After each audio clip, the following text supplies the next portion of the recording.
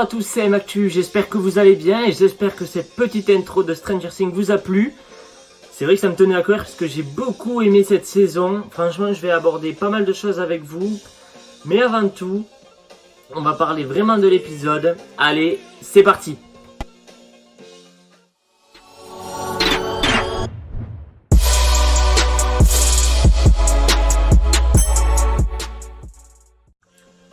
Allez, on se retrouve dans ce petit décor années 80. Donc on va parler aujourd'hui de Stranger Things et surtout de la saison 3. Donc que dire, vraiment je trouve que c'est une saison qui s'est très bien rattrapée de la saison 2. Alors personnellement, pourquoi je dis ça? Parce que moi j'ai pas vraiment aimé la saison 2. Alors certes le contexte de l'Upside Down était vraiment mis en avant. Un peu moins dans cette saison 3, on va en parler.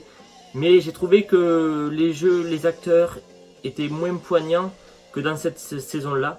Vraiment, là, dans cette saison, il y a des acteurs qui se sont vraiment détachés, comme Steve, comme Dustin, comme Hooper, comme Eleven, mais ça c'est dans toutes les saisons.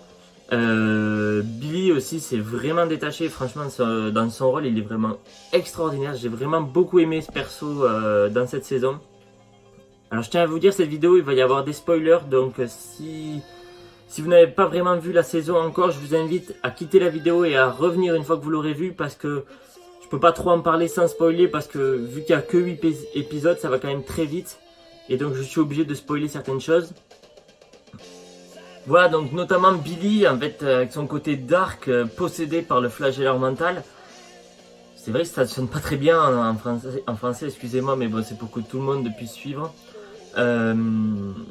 Techniquement, on voit donc que il change totalement, et c'est vrai que c'est lui qui se met à posséder un par un les persos qui en fait vont nourrir le flagelleur mental, et c'est vraiment intéressant de le voir dans ce personnage-là.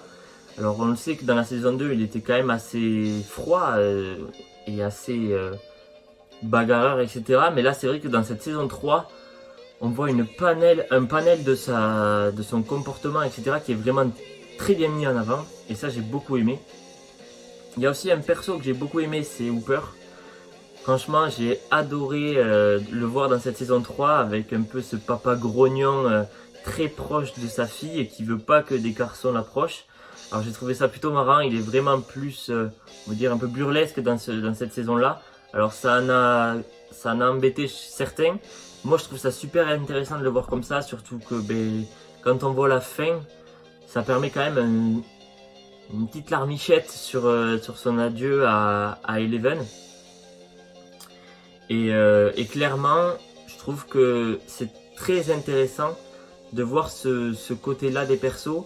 Alors il y a par contre un côté, et ça fait partie des défauts, un peu plus chiant, clairement, avec les côtés amourettes de Lucas et de Max, de Eleven et de Mike.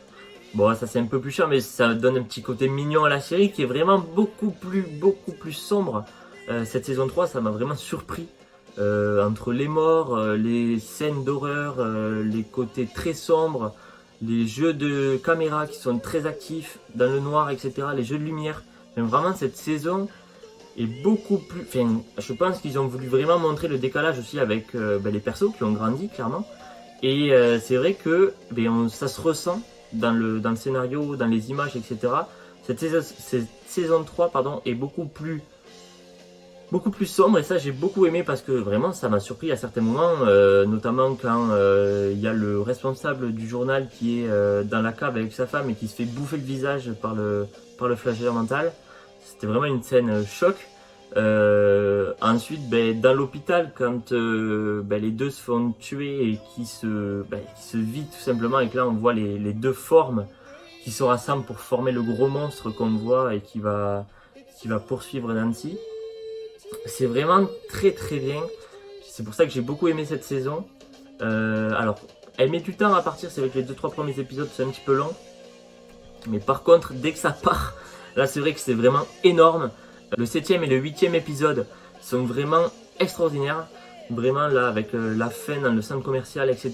Les Russes, les quatre équipes en fait. Parce qu'on a d'un côté Carla et Dustin. Dans un autre côté, on a Eleven et toute l'équipe. Dans un autre côté, on a Joyce avec Hooper et je me souviens plus de son nom, le scientifique. Et c'est vrai que tout ça fait que ça se passe très vite en fait, les actions sont enchaînées et on n'a pas le temps de s'ennuyer. C'est vrai que avec l'autre Terminator là, le russe qui s'en prend à Hooper, enfin moi j'étais comme un fou. Bon, je savais qu'il allait pas mourir Hooper, je savais qu'il allait tuer le russe et puis au final, Hooper il semblerait qu'il soit parti. Alors c'est là que toutes les théories sortent depuis quelques jours sur est-il vivant, est-il mort? Je sais pas, c'est vrai que on pourrait penser qu'en fait la lettre d'adieu qu'il fait à sa fille Eleven montre vraiment les derniers actes vraiment de Hooper. Mais sur la scène post-crédit, on se rend compte qu'on est dans une prison russe, dans un centre russe. Et là, il parle d'un Américain. Alors là, il y a deux théories qui existent. C'est Hooper qui a été capturé parce qu'au final, on ne voit pas vraiment son corps exploser, etc. Donc ça serait peut-être lui. Soit sinon, ça serait la personne qui a créé Eleven, en fait, qu'on voit dans la saison 1, dans la saison 2, le mec avec les cheveux blancs là. Je sais plus comment il s'appelle. Mais ça pourrait être lui, clairement, parce qu'on ne le voit pas trop comment il finit dans la saison 2. Et ça aurait pu être lui qui aurait donné du coup ses secrets à l'armée russe, qui aurait parlé des démons, etc., du monde à l'envers, et qui aurait aussi parlé des pouvoirs d'Eleven. Donc c'est vrai que ça peut être deux choses possibles. Je pense que le second choix du coup avec le scientifique est plus probable que Hooper, même si j'aimerais beaucoup un retour de ce personnage, parce que je l'ai beaucoup aimé dans cette saison.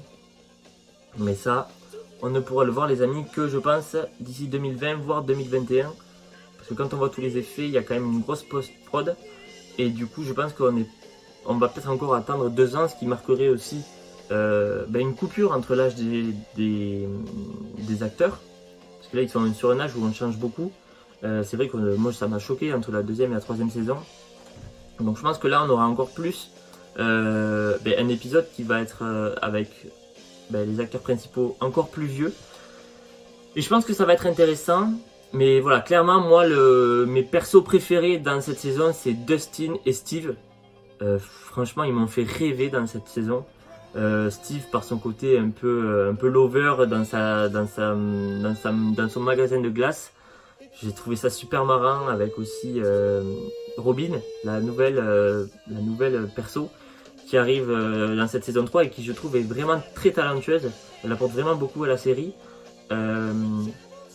Et c'est vrai que ce côté-là des trois qui déchiffrent le message russe pour trouver, en fait, ça paraît tellement gros, mais c'est ça qui est très très bien. Et Dustin, pour moi, c'est my boy, quoi. Il est vraiment extraordinaire, ce mec, par son visage, ses mimiques, son jeu d'acteur.